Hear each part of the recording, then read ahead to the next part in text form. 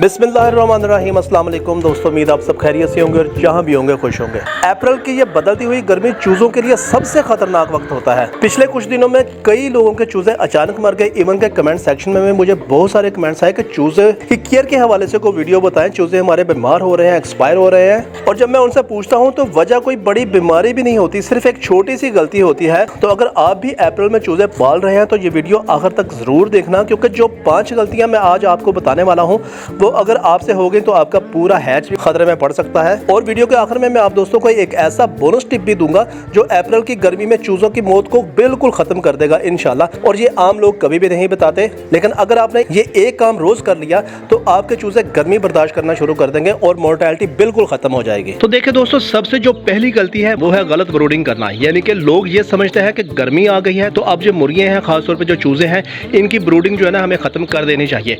देखिए, मैं पहले भी कई बार अपनी वीडियो में कह चुका हूं कि जो मौसम का टेम्परेचर आप लोग अपनी बॉडी में महसूस करते हैं, जरूरी नहीं है कि वही टेम्परेचर आप इनमें भी फील कर रहे होते हैं, जबकि ऐसा बिल्कुल नहीं है। होता क्या है कि मार्च के महीने में दिन के वक्त गर्मी होती है, ब्रूडिंग अगर आप ना भी करें तो चल जाएगा, लेकिन रात को इनकी ब्रूडिंग बहुत ज्यादा जरूरी है। आप दोस्तों के सामने इस वक्त मैंने इस केज में से चूजे निकाले हैं और ये जो तरपाल है ये सारी मैंने कर दी है। उसकी वजह क्या है कि देखें, जो सही तरीका ये है कि पहला जो हफ्ता होगा चिक्स के पैदा होने के बाद का, उसमें आपने 32 से 35 सेंटीग्रेड टेम्परेचर इनको मेंटेन करना है। अब दिन के वक्त तो ये टेम्परेचर मेंटेन हो जाता है, लेकिन रात को अप्रैल के महीने में भी 20-22 टेम्परेचर होता है, जो कि इन चिक्स के हवाले से बहुत खतरनाक है। चिक्स नॉर्मली आपके जो है ना सर्दी वगैरह फील करेंगे। और जो दूसरा हफ्ता होगा इसमें आपने 29 से 30 सेंटीग्रेड टेम्परेचर देना है। अब ये जिस तरह भी आपने मैनेज करना है, कोई चीज चलानी है या आपने तरपाल वगैरह लगानी है, हवा से आपने बचाना है, कोई केज के अंदर मजीद एक छोटा सा केज बना के वो आपने रखना है, ये आप लोगों ने खुद मैनेज करना है कि आपने 30 से 32 सेंटीग्रेड टेम्परेचर इन चिक्स को लाजमी देना है। अदरवाइज आपके चिक्स सर्वाइव बिल्कुल नहीं करेंगे,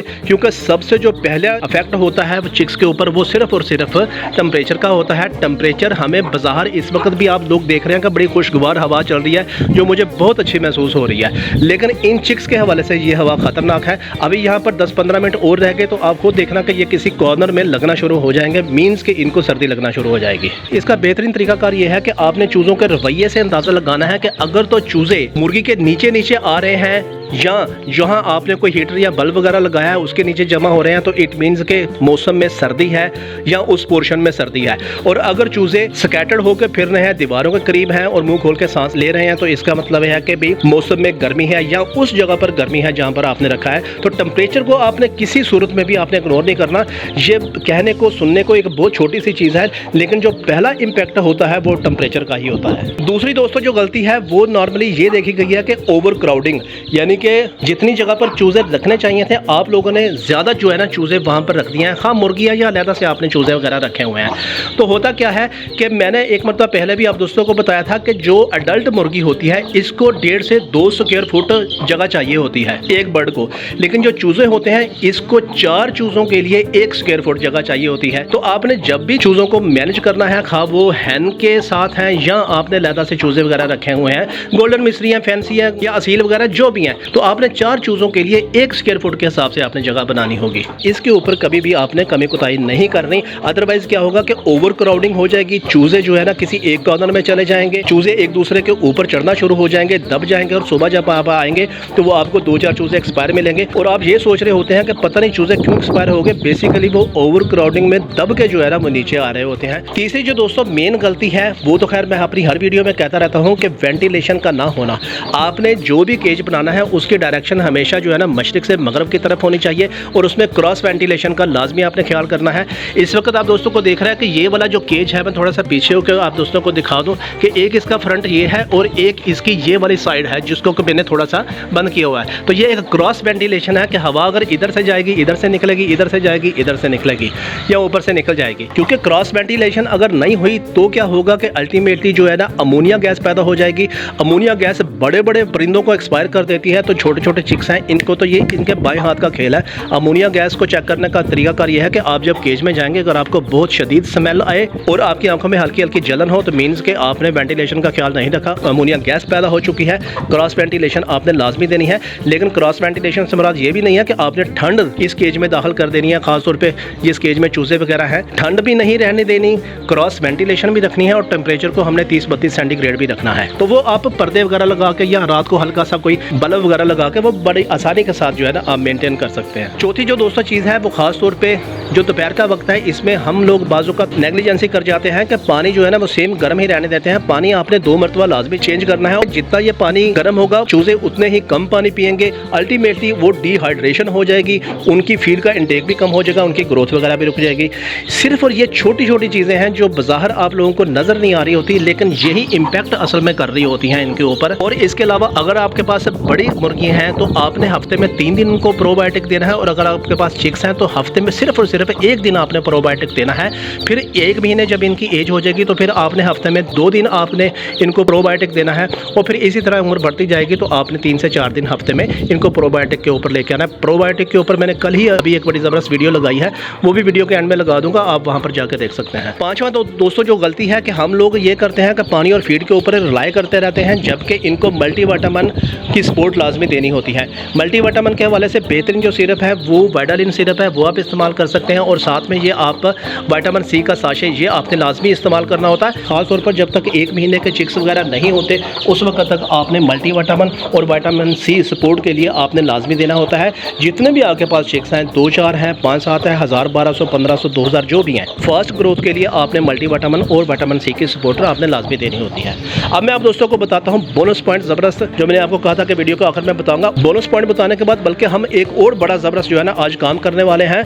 मैं आप दोस्तों को थोड़ा सा बता दूं कि ये मेरा वो वाला सेटअप है। उसके बाद फिर इधर आएंगे, यहाँ पर मुर्गियों को डालेंगे, और जो हमारा एक बर्ड बीमार हो गया था जिसकी टांग का मसला था, उसका भी फाइनल हल जो है ना वो मैंने निकाल लिया है, वो भी आप दोस्तों को दिखाऊंगा आज ही इंशाल्लाह। इस चीज़ का आप दोस्तों के सामने फाइनल हल जो है ना वो लेके आऊँगा। तो देखिए दोस्तों, बोनस टिप में इस तरह है कि आपने जो 12 से 3 बजे का जो टाइम है, इसमें आपने चिक्स को फीड बिल्कुल नहीं देनी, बिल्कुल फीड नहीं देनी। सिर्फ उस दौरान आपने मल्टीविटामिन और विटामिन सी की आपने सपोर्ट वाला पानी चलाना है। वजह इसकी ये होगी कि दोपहर का 12 से 3 बजे का जो टाइम होगा वो एक्सट्रीम लेवल का गर्म होगा।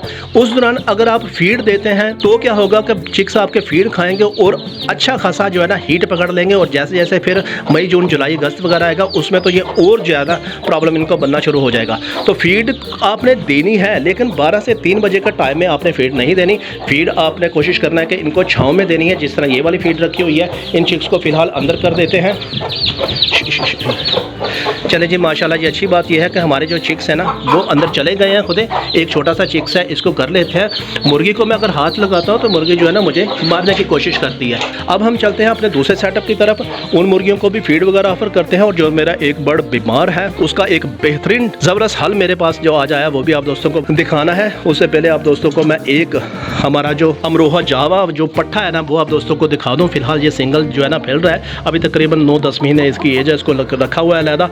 इसका इंशाल्लाह कोई ना कोई पेयर जो है ना वो जल्दी लगा देंगे। तो फिलहाल देर हो रही है, उस सेटअप के ऊपर चलते हैं और जल्दी जल्दी आप दोस्तों को वहाँ जो एक बर्ड है उसका भी आप दोस्तों को ट्रीटमेंट बताता हूँ। तो दोस्तों अपने उस सेटअप की तरफ इस वक्त मैं आ चुका हूँ। साथ ही ये वाला अजील वाला सेटअप था, ये मेरा गोल्डन मिस्त्री का सेटअप है। मैंने आप दोस्तों को बताया था कि एक बर्ड जो कि बिल्कुल ठीक है इस वक्त, हमने उसका सिर्फ 2 दिन इलाज किया।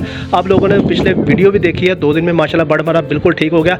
लेकिन प्रॉब्लम यह है कि उसकी जो एक टांग है उसमें फ्रैक्चर आया हुआ है, क्योंकि वो दरवाजे के नीचे आ गई थी। वो बर्ड मैंने नीचे रखा है, उसका अब हमने फाइनल ट्रीटमेंट करना है, क्योंकि आज के बाद उसका मसला हमेशा के लिए हल हो जाएगा। फिलहाल उस बर्ड को नीचे से लेके आते हैं, फिर आप दोस्तों को दिखाता हूँ। तो मुर्गी को दोस्तों मैं जो है ना यहाँ पर रखता होता था। ये एक थोड़ा सा मैंने इसका जो है ना आइसोलेशन एक रूम सा बनाया हुआ था यहाँ पर, लेकिन फिलहाल जो है ना ये निकल के यहाँ पर आ चुकी है।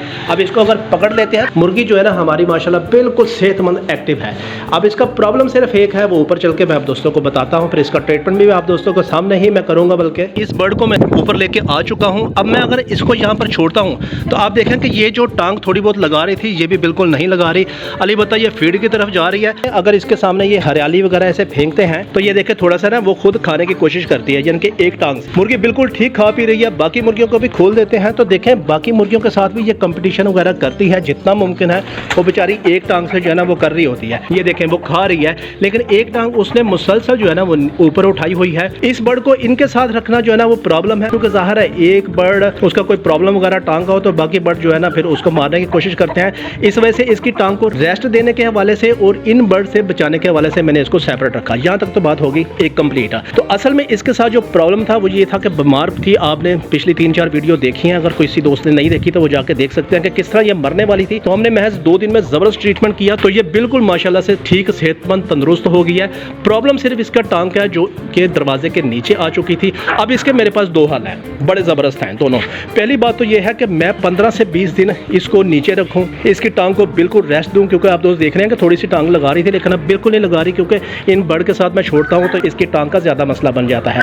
तो नीचे जाके इसको मैं विटामिन बी कम्प्लेक्स दूँ, इसको मैं कैल्शियम दूँ, इसको मैं 15-20 दिन के लिए अलहदा से नीचे रखूँ, इसको ज़्यादा चलने फिरने ना दूँ तो 15 से 20 दिन लग जाएंगे। और दूसरा एक इंतहाई एमरजेंसी वाला हल है जिसमें से ये वाला मसला फौरी तौर पर जो है ना हल हो जाएगा। तो फिलहाल मैंने पॉइंट नंबर 2 को सिलेक्ट किया है, एमरजेंसी वाला हल, वो मैं आप दोस्तों को दिखाता हूँ। फिलहाल इस बर्ड को पकड़ लेते हैं और दोबारा जो है ना वो नीचे चलते हैं इसको लेके, और आप दोस्तों के सामने बड़ा ज़बरदस्त और बेहतरीन हल जो है ना मैं आप दोस्तों को इसका बताता हूँ। जी तो दोस्तों 5 मिनट के अंदर अंदर ही बड़ा बेहतरीन जो है ना हमने हल उस बर्ड का निकाल लिया, और वो हल है जनाब ये। क्योंकि मेरे पास 2 ही ऑप्शन थे, या तो मैं 20 दिन के लिए इस बर्ड की केयर करता तो ये तंदुरुस्त होता, या फिर जो है ना फौरी तौर पर ये वाला डिसीजन दे लेते, क्योंकि ज़ाहिर है मेरे पास टाइम नहीं है। लेकिन अगर आप लोग चाहें तो आपके बर्ड के साथ इस तरह करके कंडीशन हो तो आपको 15 से 20 दिन के लिए उसे रखना पड़ेगा, फिर आपको विटामिन B6 देना पड़ेगा, कैल्शियम देना पड़ेगा, हाथ से फीड खिलानी पड़ेगी। तो इतना टाइम नहीं था यार मेरे पास, तो फिर मैंने यही डिसीजन किया कि मैं इस बर्ड का ये वाला ट्रीटमेंट कर लूँ, जो कि मेरे ख्याल में बेस्ट ट्रीटमेंट है इस वक्त। लेकिन असल में जो इसकी बीमारी थी, यानी कि जो पोटा वगैरह जाम हुआ था, जो उसे वीकनेस थी, जो मरते मरते जो हमने इसको सिक्योर कर लिया था, वो अल्हम्दुलिल्लाह हम उसमें कामयाब रह गए। लेकिन टांग जो है ना इसकी वो दरवाजे के नीचे आके प्रॉब्लम बन गया था, तो इस वजह से टाइम की कमी की वजह से हमें जो है ना ये डिसीजन लेना पड़ा। आप चाहें तो आप अपने बर्ड को 15-20 दिन अच्छी तरह केयर करके सिक्योर भी कर सकते हैं। उम्मीद है आज की इन्फॉर्मेशन आप लोगों को इस वाले से पसंद आई होगी। वीडियो अच्छी लगे तो चैनल को सब्सक्राइब करके वीडियो को लाइक कर दें, क्योंकि मैं आपके लिए ऐसे और ऐसे मस्त आइडियाज़ लेकर आता रहता हूँ। मिलते हैं अगली वीडियो में, तब तक के लिए अल्लाह हाफिज़।